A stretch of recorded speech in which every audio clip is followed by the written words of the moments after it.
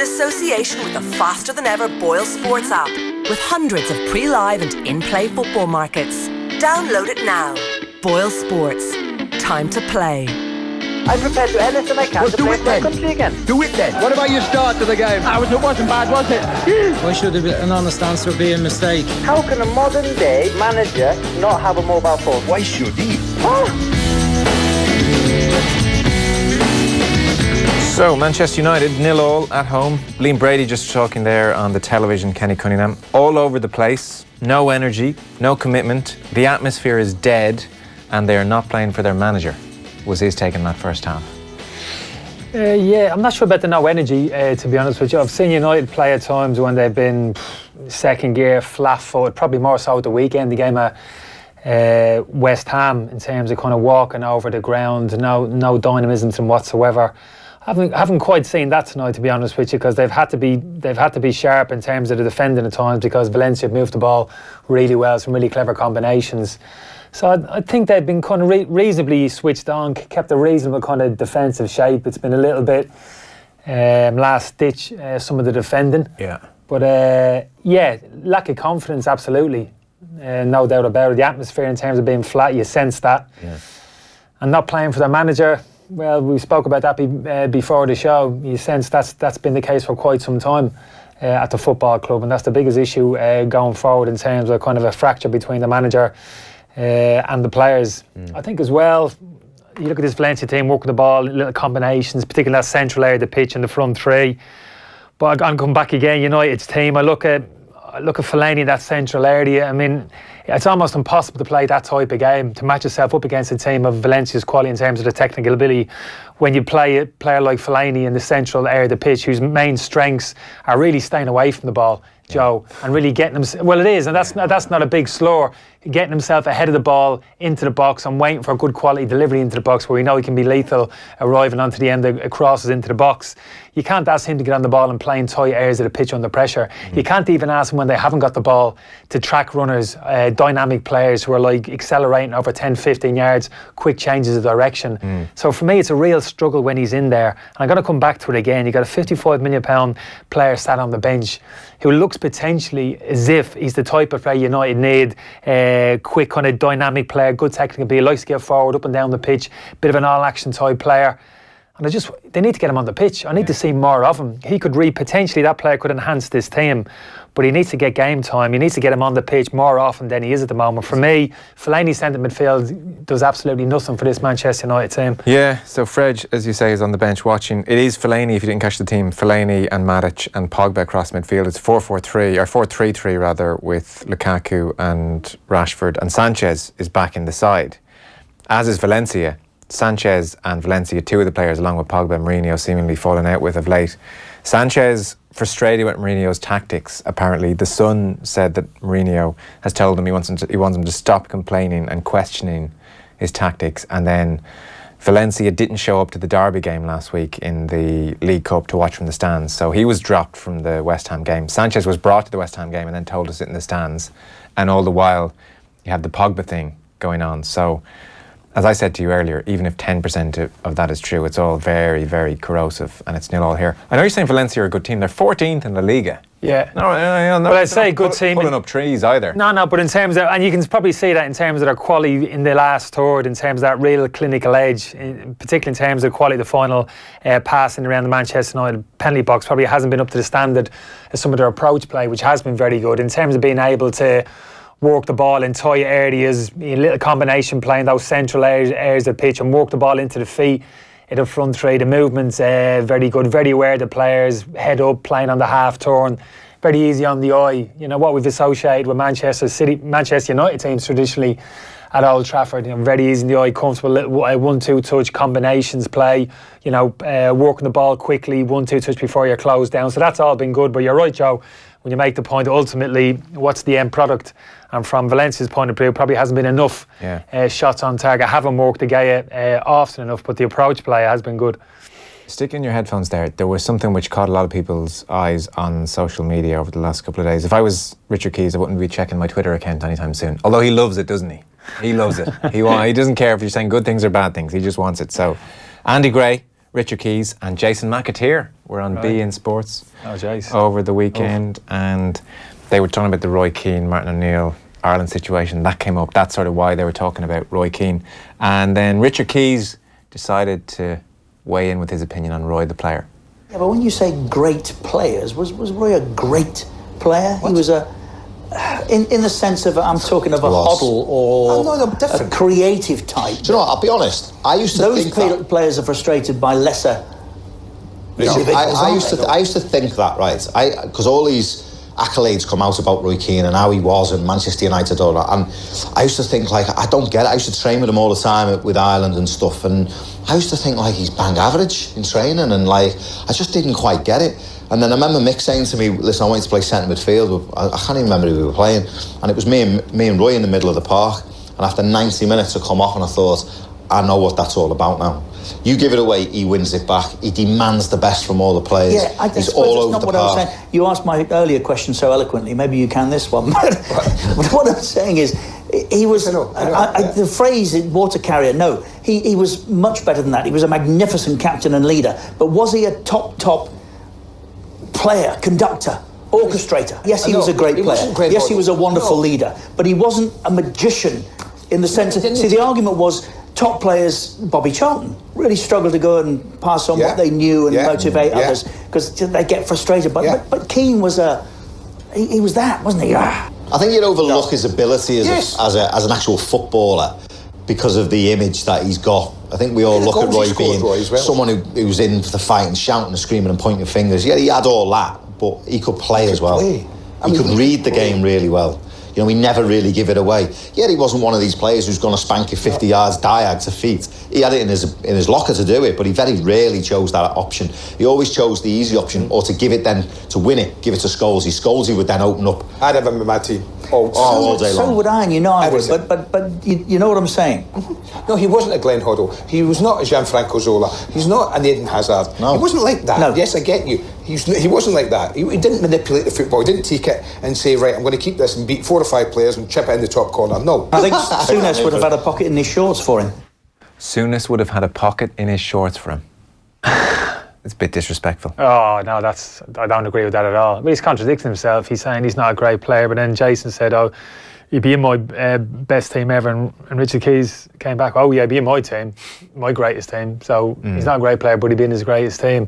I don't agree with this kind of immediately zoning in on his creativity. He wasn't the most creative player. Well, no, not in some respects. No, he wasn't. But Paolo Maldini for me was a great player. You know, he wasn't the most creative. He's defending Franco Baresi. These are great players, so we can sometimes get a little bit fixated on the kind of creative. Oh, he wasn't a Glenn Hoddle. No, he wasn't a Glenn Hoddle. No. But Glenn Hoddle couldn't track a runner, couldn't tackle, couldn't see a runner.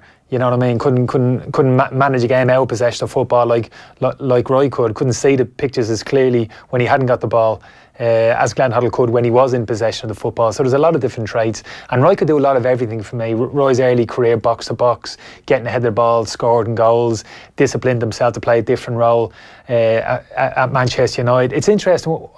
The amount of time I played with Roy, I don't think I never remember making a pass with the outside of his right foot. Yeah. I mean, always received the ball. We're talking about Valencia playing in tight areas of the pitch. Well, Roy would play 5-10 yards outside his penalty box in a tight area, no problem. Give me the ball, half turn, head up, knowing where the next pass was. Always play forward. I remember I was the opposite, sideways and backwards. And I remember constantly Roy, play forward. And he was right, because too often I took the easy option. Well, Rio Ferdinand tells a similar story about arriving at United and in his first training session getting the same word back, playing the ball, effing forward. You're at United now, not Leeds, was the line.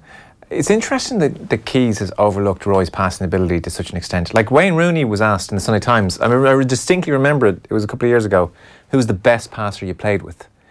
And like 9 times out of 10, if you were to guess what Rooney would say, you would have thought, well, maybe Scholes and possibly Beckham, for a certain type of pass. Yeah. And straight away he said, Roy Keane. Roy always passed it forward into my feet and quickly. And maybe that's just an underappreciated thing by those of us looking on sometimes. Yeah, I'll be honest with you. I'd probably say Scholes in terms of range of passing. I'd lean for Scholes just in terms of range of passing. But you're right, Roy, in terms of weight of pass, and that forward pass all the time, always right side. You know, never put the attacker in danger if his defender coming across and smashing him. But always kind of safe side if you understand where the pass was played.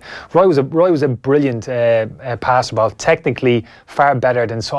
I say some people didn't give him credit. There's not too many. It's a pretty minority group of people who don't give Roy credit in terms of the quality of passer, the football that he was. To be not a sentence I'll say very often, but to be fair to Richard Keys. As it went on there, I think he top, great, not a great top. Yeah, I know, nonsense. He realised he was digging himself out. Yeah. At one point, he was like, "Lads, please, you know what I mean." No, Richard, what do you mean? He was begging Andy to save him, and Gray at another point in that conversation said, "Roy always passed forward as well." Like he mentioned that as one of the things. You know, you raise an interesting point. Roy would never pass with the outside of his foot very often. He never did anything showy for the sake of it. He'd never. I can see he would never have manipulated the ball. Touches and stops and you know, keeping a player off the way certain players would. I could see how Keys looking on would say, well, he just takes a touch and passes it with the inside of his foot every time, and what's so impressive about that? I can see that's what Keys is almost looking at, and what's so great about that is what Keys it is great if you're taking players out of the game with those kind of 10, 15, 20 yard forward passes. Yeah. That's the point. You know, where do you pass the ball? If you're passing sideways or backwards, yeah, fair enough. But if you're actually playing between the lines and you're taking opposition midfielders out of the game, you're taking centre halves out of the game, you're sliding balls down the sides, it is centre halves are actually splitting centre halves with the football as well. Well, then that is by definition a brilliant passer of the ball. You're taking opposition players out of the game and creating opportunities for your teammates. And the defensive side is all action.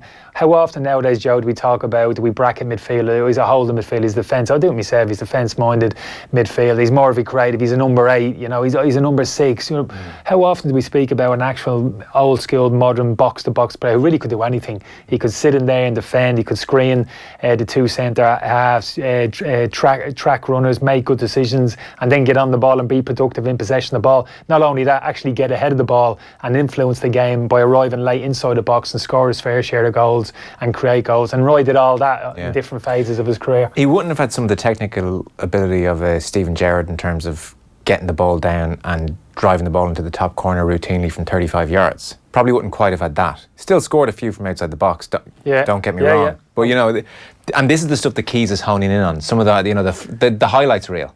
The highlights reel is what Richard Keys is talking about. The highlights reel is not as good or as flashy as a Steven Gerrard reel. But then someone like John Giles would be on and would say, like, Roy Keane could control a game in a way that Steven Gerrard couldn't dream of controlling a game. Yeah, and I heard John, so I put a lot of stock in terms of what John says, particularly when he's talking about kind of footballers and breaking down their individual qualities. And I heard him speak about Roy, because I think John was asked of all the players he's played with and seen, who he'd pick to play alongside him. Right. In a midfield too, and John would have played and obviously played against and in his own team, and at the time that he played some wonderful midfield players, and he leaned towards Roy, and obviously Liam would have been in there and many others, but he spoke about it at some length, but eventually he pipped for Roy. Yeah. And he made a great observation about Roy. Yeah. He said Roy always struck me, he was at his best in the first half of the game, even the first half an hour. He said when it struck me the game was in the balance. Yeah. When it really mattered, there was a real tension, a real edge to the game. The other team had the energy to press. Yeah, no, but he just felt as if the game mattered then. The game was there to be won. Yeah. And that's when Roy would at his very best, played at his peak. That's when he was almost interested. He loved it. Yeah. You know, the eye of the battle and the eye of the storm and all that type of thing. When he got ahead 1-2-0, suddenly his influence lessened. It was as if, well, game's over now, I'm not really interested. Keep it simple. Yeah. Manage myself through the game. And I understood what he said. I thought it was a very perceptive thing that he said. Yeah, yeah. But the points he made about Roy in terms of his qualities, presence, personality, and the individual, the technical qualities that we're talking about, you know, for someone like John to make that statement about Roy is puts it in perspective. Yeah, that shuts the case. Yeah. And certainly Keys there at the end saying Souness would have him in his back pocket. I mean, that's kind of like blatantly disrespectful.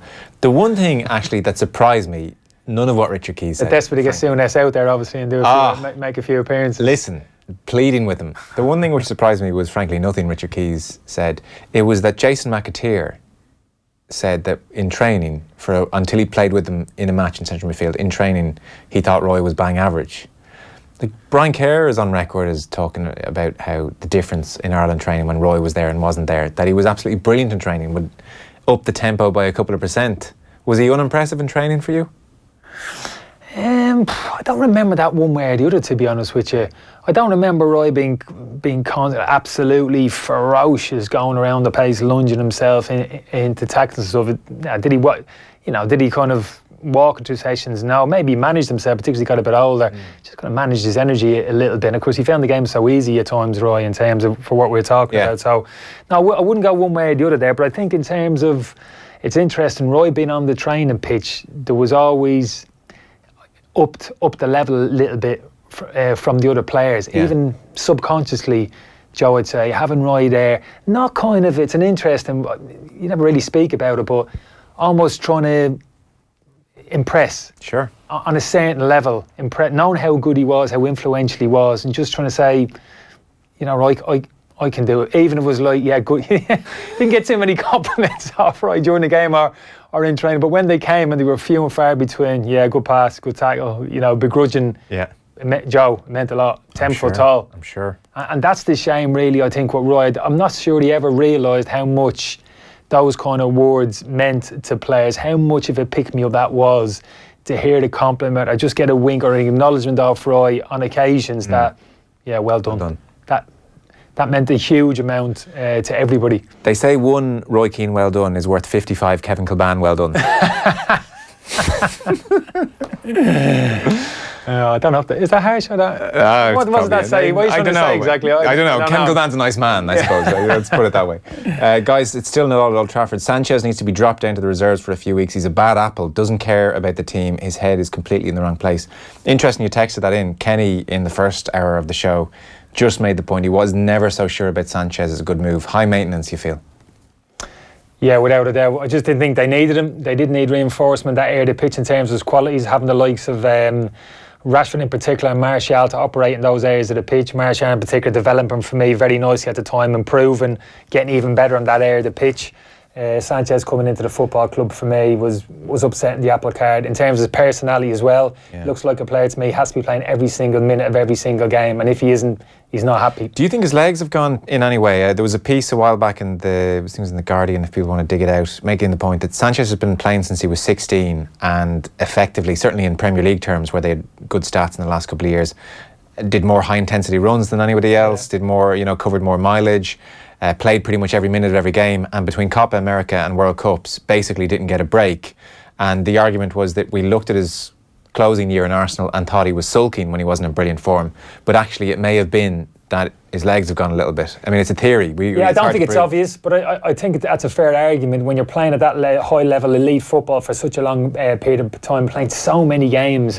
Was it Martin Lipton we had on the show a couple of weeks that it came up about kind of Harry Kane off, he was dropped off, picked up an injury last April, and I always look at Harry Kane and I think there's going to be an issue for this fella going forward, and the amount of games that he's playing, the time that he's spending on the pitch every single game, never substitute, demanding to play every game, international, big competitions. I think there has to be a little bit of a trade-off for that further down the line, and we've seen it even with Messi and Ronaldo. I mean, Ronaldo Zidane was done very well in how he managed Ronaldo in terms of his game time. He had to take him out, and I think he won over the argument with Ronaldo in terms of, look, you can't keep playing every minute. Forget about the records, because it's going to be a real drop-off in terms of your physical levels, and Messi a little bit the same. So there may be a little bit that with Sanchez, but for me it's more than that. It's about the kind of the personality inside his dressing room. For me, it's his ill-discipline from a tactical point of view. He plays left of a three, but you'd never know. He runs everywhere, a little bit headless chicken. That might be a little bit disrespectful.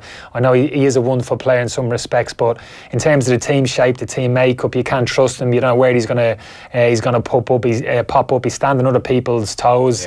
He's not a help to pop up for me in that area of the pitch. So as good as he is, I know they're talking about, he's a wonderful individual talent, but for me, the last player that really Manchester United needed at that time. Yeah. David Beckham's looking on from the stands as Manchester United have a free. New haircut. Has he got new haircut, new tattoo? Anything? His haircut was being speculated on. Actually, I saw. Anything new whiskey? What's any promoting anything? What Conor McGregor has he found Conor? Is there a quote out there? Best of luck, Conor, mate. There was a piece in the Mail last week saying David Beckham's hair was looking suspiciously full all of a sudden. May have had a top up.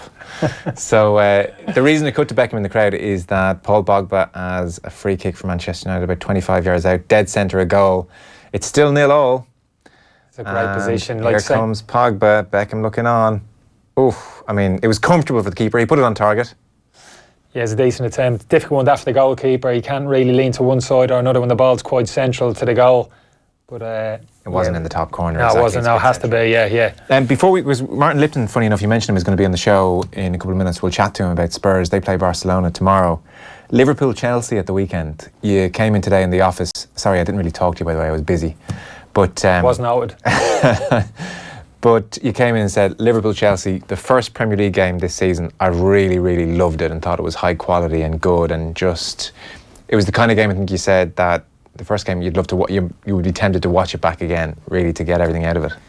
Yeah, I will do. I'll have a look at it again. I kind of taped it because it's just in terms of high quality, in terms of the intensity, the tempo of the game, the technical ability, the majority of players on the pitch, and just in terms of team organisation as well, and the difference between the teams, predominantly playing the same way. So go on then, sum up the differences. Well, I think just in terms of the Chelsea, whatever you want to call it, get a bit browned off style, play, philosophy, styles of play, but it was noticeable Chelsea when they get the ball at the back, keeper in the hands of the keeper, they just want to. They'll play. They want to play. They want to play from the back through midfield, and even if opposition teams put the high press on, which Liverpool did, and nobody's as good as Liverpool, they persist with it, and they did. That was the biggest examination for me in terms of Chelsea players. Have they got confidence in terms of what they've been asked to do from the manager? Because against a team like Liverpool, in terms of how aggressively they press opposition teams, you have to be convinced in terms of what you're doing. They stuck at it a little bit, hurt them and scared them at times. Liverpool pinched it off to them and caused themselves a few problems, but they persevered with it. It's amazing how much of the modern game at the very top level now has descended into almost a cat and mouse between one team determined to play out from the back and the other team pressing them, and both teams knowing what the other team are going to do, and it's let's see what happens here. Yeah, who's gonna blink first? Are we going to beat the press, or are you going to nick a goal? Like, it's amazing. You can understand that. You hear some people say, "What are they doing playing out teams? And the teams are putting you under pressure in the edge of your box." Well, there's a reason to, because if you can beat that initial press, you're in. You're in. You're putting 3-4 players immediately out of the game. There's spaces to play in behind, and if you've got players who can move the ball quickly up the pitch, very difficult for the opposition to regain any kind of good defensive shape. So you're right. If you can get the ball to Eden Hazard in the halfway line with the Liverpool players up the pitch. Yeah, and big pockets of space, because invariably what happens, Liverpool's front three press high up the pitch. If you can get it maybe out, kick beyond them to the full-backs, and then the Liverpool number 8s have to spread across to the touchlines, the likes of Milner, Henderson, Wijnaldum, whoever it is. Then big spaces open up between the Liverpool midfield three, and that's where you can play, as opposed to a team that drops off, nice compact defensive shape. Very difficult to play in those channels. But if you can encourage their front three up the pitch, which Liverpool do, and then even play beyond that, you'll see a lot of times teams clip the ball out to the full-back who's playing 10 yards in front of the opposition front three. And then it's a case, well, who's going to come and press him? Generally, it's going to be the narrow midfielder. Is a full-back going to come and press him, open up space in behind? So you're right, it is cat and mouse, and a little bit of tension there, but Chelsea had the confidence to do it. It's quite impressive that Sarri's got them to that point so early on. I mean, he came in initially and said this is going to take at least 8-9 matches before we get to grips with it. We shouldn't be that surprised, because I think he's got the players. That'd be a fair argument, Joe. I think if he hadn't got the players at the technical level, but he has. David Luiz was sitting there kicking his heels. Yeah, I mean, I don't buy him massively into David Luiz love, and he played well at the weekend. All right, he's a wonderful player, good personality, wonderful footballer, range of pass from centre half is second to none. But he scares me when he hasn't got the ball and he has to defend around his penalty box. Yeah. I think he's going to have more problems this year because he's not getting that defensive screen from Jorginho. Again, a brilliant technical player, but can't defend. He's one pace, doesn't see danger. Kante's playing 10-15 yards now higher up the pitch, which is a problem for Chelsea because they don't have that natural screen now in front of the two centre halves. But that said, there is a lot of good. The technical qualities of Jorginho, Kovacic, who's come in, again, another player of high technical ability. Now we're talking about playing in that middle third under pressure. Chelsea now have two players at least in the key area of the pitch who can do that. Jorginho and Kovacic, who can work the ball into the feet of Hazard and Willian and get them up the pitch. So the way they combined for the Hazard goal.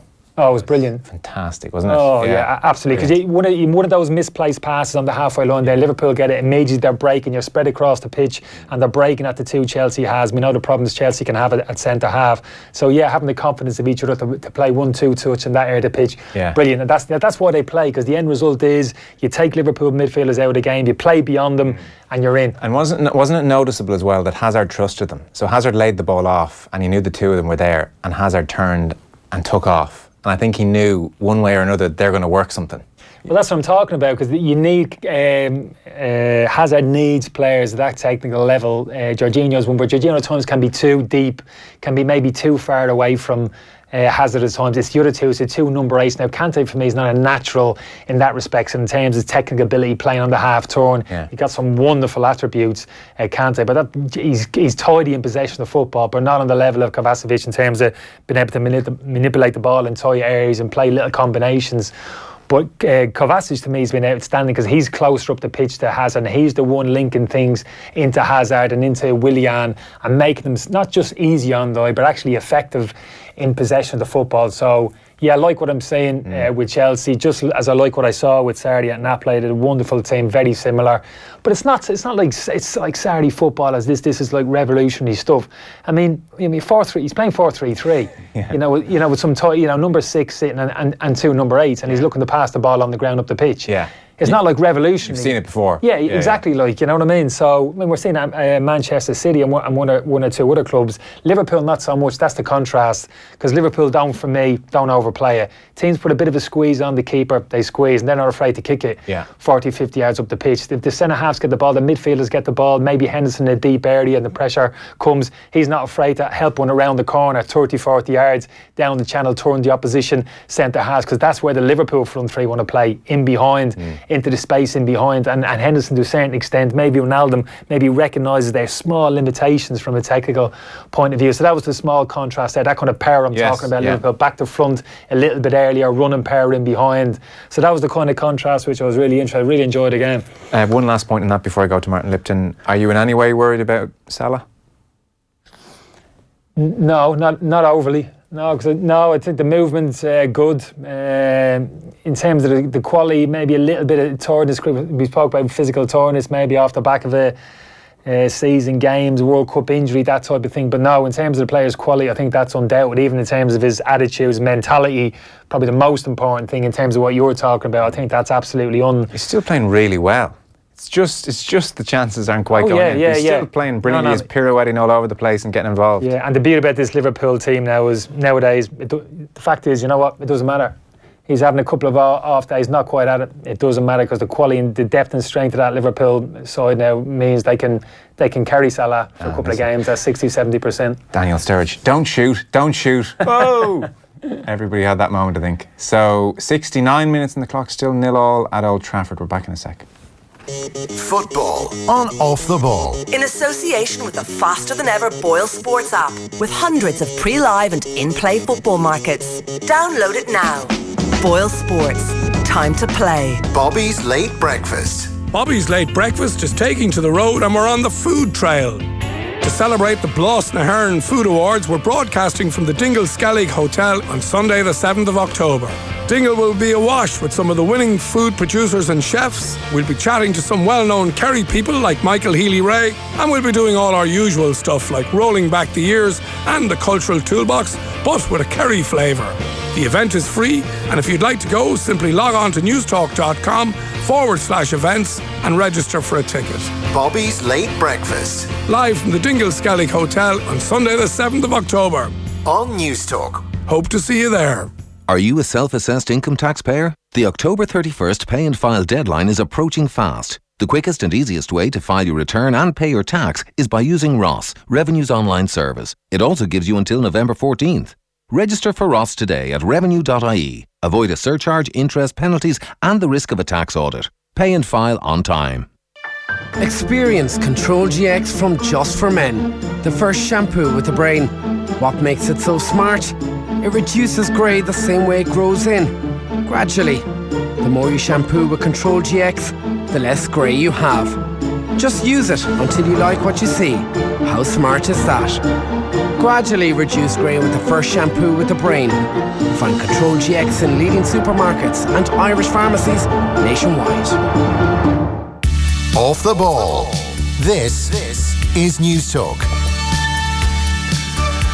Welcome back. So still 0-0 between Manchester United and Valencia. 70 minutes on the clock. Chance here for Lukaku. Saved. He cut in from the right edge of the box onto his left foot. Went for the far corner. Keeper tipped it wide. So still 0-0 there.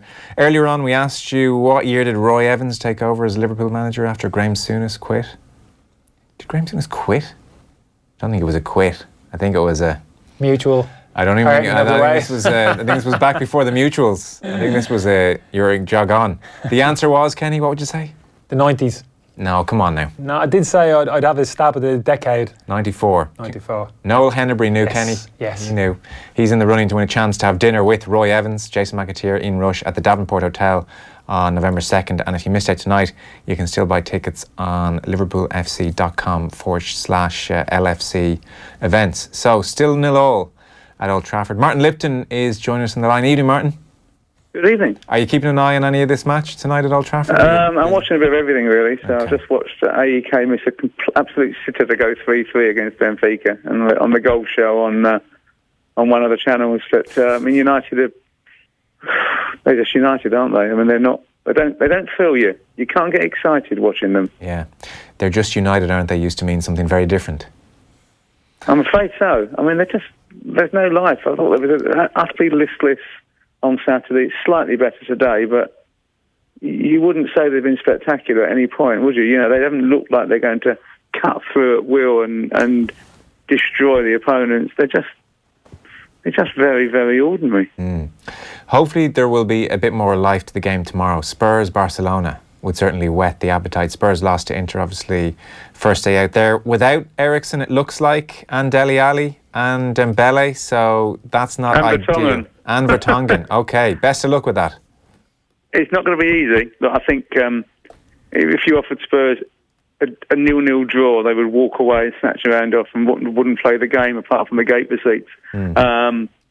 It doesn't look great. I mean, the only thing that's in their favour is that Barcelona aren't playing particularly well at the moment, but Spurs would have to be at full pump to be confident of getting anything from this game, and they're nowhere near. And they haven't played well all season, in truth. They're getting away with it because they've got good players, not because they're playing well. And what's not going so well for them this season, Martin?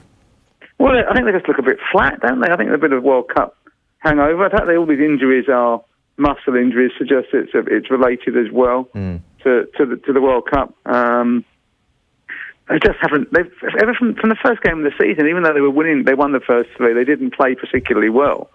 They just have been lacking that sort of certainty and drive that they show. I mean, the positive is that it does look as though Kane's on the way back in terms of the quality of his movement. He seems to be showing for the ball. Seems a bit quicker, doesn't he, now, than he did a couple of weeks ago. But they're flat. They're a team that's... I don't think it's the beginning of the end, because I think there's a lot of good players, and they are going to get better as the season goes on. But at the moment, they're hanging on to the battle for fourth, which in truth is, I suspect, the limit of their ambitions for this season anyhow. Martin, how's it going? Ken Cunningham, are you well? Yeah, I'm good actually, Ken. How are yourself? Yeah, good. Martin, it just stole me thunder there in terms of Harry Kane. Watching the highlights of the game at the weekend, I think it was evident. We had a conversation about Harry Kane looking a bit kind of fatigued, kind of post World Cup, etc., and the reasons why. But his movement at the weekend looked a lot better to me in terms of kind of running the channels and a little bit more dynamic in those movements in the opposition half the pitch. So that's encouraging, at least going into the game. And I know you mentioned about the team being a bit flat. You're probably right. I agree with you there. But in some respects, Barcelona, not the worst team to be playing, and not exactly the team that plays at high intensity, the likes of Busquets and Rakitic in that central area of the pitch. Not going to outpower you physically. Martin, are they a highly technically talented team, but not the most dynamic in terms of, they're not going to run you ragged from box to box for the duration of the 90 minutes. Maybe that might suit Tottenham with the injuries they have at the moment. I would say, I'm assuming that Pochettino will play, to be fair, like he did at home to both Dortmund and Madrid last season, which is to play counter-attack, which is not what you'd normally do. It's not, Spurs tend to play a possession-based game to try and dominate possession. It was interesting, they didn't play that way on Saturday. They played a much more reactive game at Huddersfield, which is not a place you'd expect them to do that. And I do feel that's the way they'll try and play. And they'll look at when Leganes last week beating Barcelona by playing that way with a low line, low blockers, I think they call it these days. And then looking to catch them on the counter. Yeah, I think and therefore you think it's looking at Moore and Son with their pace to be the outball in that regard as well. Yeah, absolutely. Particularly absent, I think Umtiti's not playing, who's probably the most accomplished, well, certainly the best defender, the best athlete. And as you say, Barcelona push players high up the pitch in possession, which they often do, and you can get the likes of PK in 1v1 situations, more spinning and running the channels in behind, and Son. It's an obvious area to counter attack, an obvious tactic to use. against Barcelona. Yeah, I mean, it's easy to say it, of course. It's another thing altogether to put it off, and it also means you've got to prevent Suarez or Messi or Dembele or whomever scoring. I mean, they're not short of players, are they? And that's the difficulty, I suspect, that, you've got to keep them out as well. But, to see if they can play a bit. It's a big test for them. They'll have to show what they've got. They know that as well. And after losing when they shouldn't have lost, I don't think, to Inter, getting anything out of this game would be really beneficial, because obviously their next two games are must-wins against PSV. They've got to win both of those, or they will be looking at an early exit, which they don't want. That would be an embarrassment if they were to get knocked out early in the competition. And I think they need to start winning, getting some points on the board, and anything tomorrow night would be really huge for them, I think, in the circumstances. Yeah, and a big anticlimax to go out this early, given the excitement of last year. This fixture has a bit of history. 1982, so this was the Cup Winners' Cup semi-final, and I know you cover it in your book, White Hart Lane, the Spurs glory years. And so Spurs had won the FA Cup the year prior. Barcelona were the Cup winners in Spain. Ricky V, was that the Ricky Villa Cup final? Yeah, 81? Yeah. So Ricky V is in the team, Glenn Hoddle's in the team. Mickey Hazard. He's in the team, yeah. Chris Hughton's in the team, Ray Clements in goal, Gareth Crooks up front, Steve Perryman, Paul Price. We're talking Kenny's era here now, Martin. So 1982, Barcelona come over to town. Everybody's expecting to see some good technical Spanish football. And it seems that Barcelona kicked the living daylights out of this flamboyant Spurs team. Is that right? Well, talking to the players who played, and Graham Bobber said it was the dirtiest game he ever played in. And, he played in a few Rangers Celtic games, didn't he, which were a bit fiery over the years. And they were just talking about, they were absolutely horrific, the Spurs players thought at the time. I mean, I'm sure there was a little bit of give and take. I don't think the likes of Roberts and Perming and co would have been, backwards and coming forwards or putting their foot in. But, those players felt that it was a real battle. They were given a fearful kicking, conceded a really sloppy goal, massive long-range shot, which went through the hands of Ray Clements. It was a simple save. When he was saved, 99 out of 100, but this was the 100th. And that really hurt them. And even though Roberts got a late equaliser, they went out on aggregate when Simonson scored in the first minute of the second half away in the Camp Nou. But there was a lot of anger the way they were treated on the pitch that day. There was a genuine feeling that they'd been on the wrong end of some pretty nasty stuff collectively, and that the referee hadn't looked after them. And at home you would expect a few of those free kicks to be cards and red cards, and it didn't happen. They did feel they were let down by the officials. Because Keith Birkinshaw said, if we play in Spain like Barcelona did here, there'll be a revolution. And one headline read, "Animals, the butchers of Barcelona, shake battling Spurs." Actually, good. Because, the good thing is that English teams have never kicked opponents. So we know that. That's absolutely fine. And I know, obviously, Kenny, when in his Wimbledon days, would never have ever have dreamed of being a part of a team that occasionally put their foot in, because that's what's not done. But no, seriously, I think that there was a view that Wimbledon. They overstepped the mark, that Barcelona team, and. But I tell you what, Martin, I know we kind of harp back to kind of the good old days and back in the day, but I do miss those days, that kind of physicality in the game. Not when it went over the top and endangered players' careers, etc. Of course, now you got to draw the line. But for me, that was the test of a really great player. The creative players who were able to play in that environment where there was a real physical edge to the team, where you could make contact and make those type of tackles. For me, the creative players who could cope with that and who could still impact the game and flourished, for me, were the ones I really admired. Maradona in particular. That was a big debate, Maradona and Messi, and by and large I would lean towards Messi, but I don't, for that reason, because the environment that Maradona had to play in when he was at his peak, and to be able to be the influence that he was at the time, the type of football that was played in, and you've alluded to it there, for me, I have a huge amount of respect for the more creative players who played in that particular environment. Yeah, I know what you're saying. It wasn't right though, was it, Kenny? I mean, we talk about the headline there, the butchers of Barcelona. Look what the butcher of Bilbao did to Maradona's ankle that time. Yeah, but that's what I'm saying. I do draw the line, but for me, that's the test of a great player, the creative players who could match themselves up against that. There was a certain bit of a leeway give to the defenders, but they could cope with it. And not only could they cope with it, they could actually get the better more of the cope. It was a test of personality almost, as well as their technical ability. So they're the players, and Maradona's the biggest example of that for me, who actually thrived. It cost him later on in life in terms of physically, but just how brave they were to be able to cope with the demands of football in those days. Martin would know better than me. Yeah, what about that, Martin? I think that's a fair point, actually. I mean, it was a very, very difficult and more physical era. You could get away with so much. The pitches were terrible as well, so that was draining on the legs. I mean, the players weren't as fast, so they could probably, you felt you could get at them more. Referees didn't protect. It is a completely different game now. I mean, this is a game which is about the value of skill. It's you watch kids today; they're not taught to kick; they're taught to pass. They're not taught to defend. You argue sometimes they're taught to just play with the ball. Now, I think it's great for the kids, and it's a better game in many ways, a better spectacle. It's not about the biggest thug wins, but there was something about the physical battle which was captivating. And you watch some of those matches from the past. In the 70s and 80s, and the tackles that were allowed, and you think, "God, blimey, it wouldn't get to half time." And the reaction, they got from the Wimbledon players certainly would never have got before. Wouldn't even get out of the dressing room. We had a few players who could play as well. There's a grizzly centre half beside me, frothing at the mouth here, just thinking about the good old days. We could accommodate a few clever little footballers, even in our setup. We made allowances for one and two, for one or just two. One or two, though. Let's not go overboard. Martin from the Sun, Lipton, thanks very much. I got the words mixed up there, but you know what I'm saying. Thanks very much, Martin. Cheers. Cheers, thanks a lot. Bye-bye. Martin Lipton looking ahead to Spurs Barcelona tomorrow. I mean, no, it'll be good. Oh, we'll be good. Looking forward to that. But it's a pity Spurs with those injuries. I didn't realise that we're missing that many. Yeah, it is. But you know what? I've been looking at that Spurs team since the start of the season, thinking, why isn't Wanyama on that team? Get him on the pitch. They're a better team when he's in the pitch. We're talking about that physicality in the central midfield. We've seen it from Liverpool this season. I think the Spurs have needed a bit of that this season. Something to get around, kind of make tackles, physically impose themselves, get on the ball. Yeah, keep it simple, but that kind of real kind of physical element in that central area of the pitch, I don't think they've quite had it. Thor's been a little bit off a little bit kind of one pace, not really imposing himself on the game. So for me, Wanyama, if that means Wanyama comes into that central midfield area, I think that's exactly, even with those players available for me, Wanyama should be starting.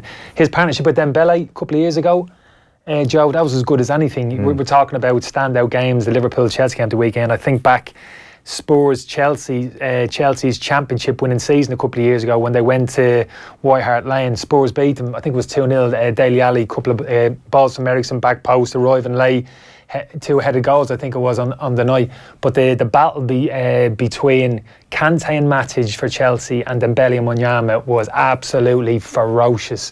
I just couldn't take my eyes off it. And it's the only pairing that I saw get the best out of Matic and Kante that particular season. That year, there wasn't much in it. No. It was a great contest, but for me, they just about did it. That's how good they were as a pair. And I know Wanyama's had a few injuries, but for me, they got to get it back in the team in terms of that kind of raw energy he gives them in that area of the pitch. And I think it's going to be important against Barcelona, because although we're kind of not talking them down, but maybe not quite playing to the high level they were some years ago. Yeah, well, they've lost. They had no wins in their last three, Barcelona, so they're not firing on all cylinders. No, but they haven't got that aura. They haven't got that aura. You know, no Xavi Iniesta, particularly in that centre area of the pitch, are absolutely scary to death in terms of their quality on the ball. Haven't quite got that with Busquets and Rakitic in that area of the pitch, but even still can continue in there as well. You know, you still have to give them respect, and you still have the players in there who can get around the pitch, make good decisions, make tackles, track runners, step forward, engage, step back and protect the space and get those decisions right most of the time. So yeah, really looking forward to it. Yeah, no, it should be great. 6 minutes to go at Old Trafford, still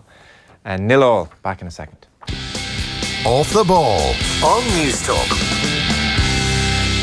Come in, Agent. HQ, this is Agent Deirdre. Go ahead. Observations on human cleverness this week. The humans continue to iron their undergarments. An exhausting activity to which we can see no point whatsoever. Nobody sees them. However, they have been clever enough to switch to Energia, where they get Ireland's cheapest dual-fuel bundle. Which is good, given their obsession with ironing underpants. Very good, little humans. Save and save again with Energia. Switch to energia.ie. Based on average annual usage, discounters unit rates, standing charge, PSO levy and carbon tax. Prices September 24th, 2018 and subject to change. T's and C's and early termination fee apply. Estimated annual bill €1,534. Verification energia.ie/EAB. Are you taking a chance with your car tyres? Second-hand or end-of-life tyres that have been discarded by another motorist could put you, your family and other road users at risk. Buying quality tyres could save you more than just money. Get your tyres checked at a Repack ELT member today. We have 2,800 member outlets nationwide. Remember, safe tyres save lives. Visit repackelt.ie to find out more. Repack ELT, supporting National Road Safety Week.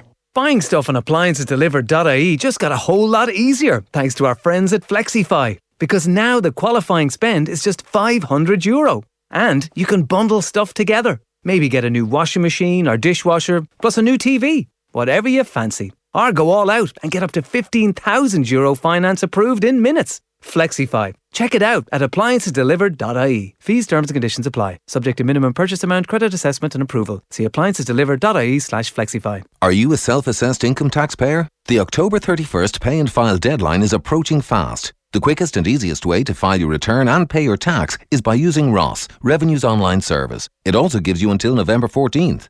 Register for ROS today at revenue.ie. Avoid a surcharge, interest, penalties and the risk of a tax audit. Pay and file on time. Off the ball. This is News Talk.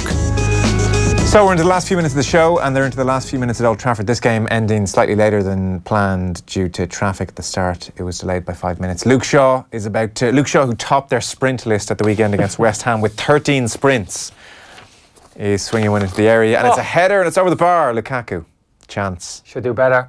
Joe, he's made a good run to the near post. I'm thinking his man might have been blocked.